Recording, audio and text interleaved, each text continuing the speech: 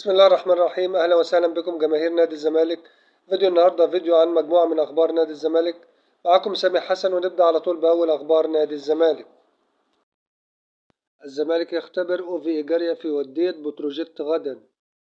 يخضع اللاعب الإنجليزي ذو الأصول الأفريقية أوفي إيجاريا لاختبار فني تحت قيادة البرتغالي جوزيه جوميز المدير الفني للفريق الأول في ودية بتروجيت المقرر لها غدا الخميس في إطار استعدادات الفريق الأبيض لبطولة السوبر الرباعي المصري في الإمارات. وتأتي ودية بتروجيت إلى اختبارات إيجارية فنيا بعد اجتيازه 90% من الكشف الطبي، حيث يتبقى بعض الرتوش النهائية يجريها اللاعب في إحدى المستشفيات الكبرى خلال الساعات القادمة تحت إشراف الجهاز الطبي للفريق القروي. وينوي مسؤولو نادي الزمالك التوقيع مع إيجاريا لمدة 3 مواسم حال اجتيازه الاختبارات الفنية.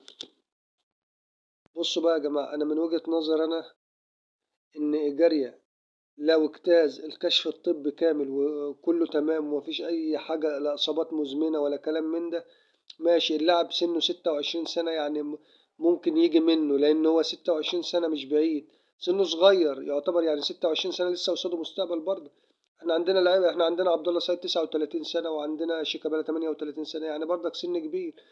فده لو خد برنامج إعداد محترم لمدة لمدة شهر أو شهرين، برنامج محترم كده، ممكن اللاعب يستعيد مستواه ويستعيد البدني بتاعه طالما الفنيات عنده ممتاز. وإن شاء الله بالتوفيق لنادي الزمالك. حبينا يا جماعة نضيف تطبيق عملي يعني على الكلام دوت. احنا مثلا لو اللي يفتكر كابتن جمال عبد الحميد لما كان في النادي الأهلي، كان من الأعمدة الرئيسية للنادي الأهلي، وبعدين جاله إصابة مزمنة، حادثة أو حاجة زي كده. المهم الأهلي اتخلى عنه وسابه.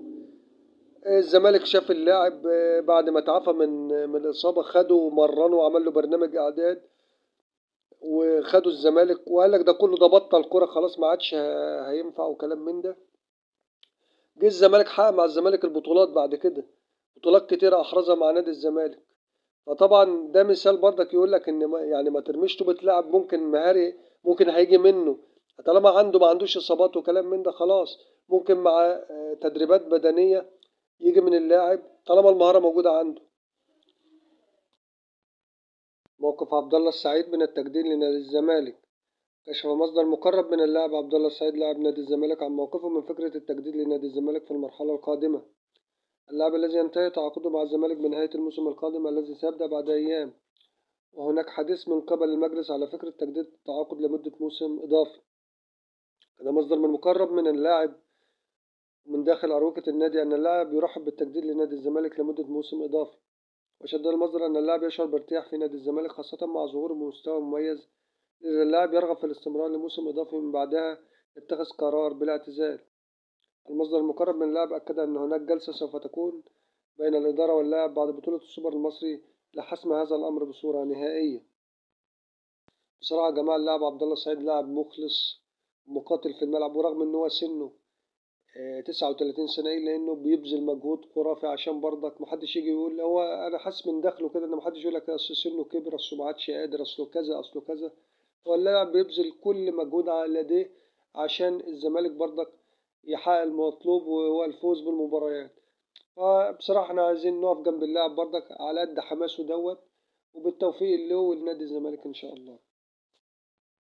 الخبر ده بيكون نهاية الفيديو بتاعنا. شكرا لكم لحسن المتابعة، والسلام عليكم ورحمة الله وبركاته.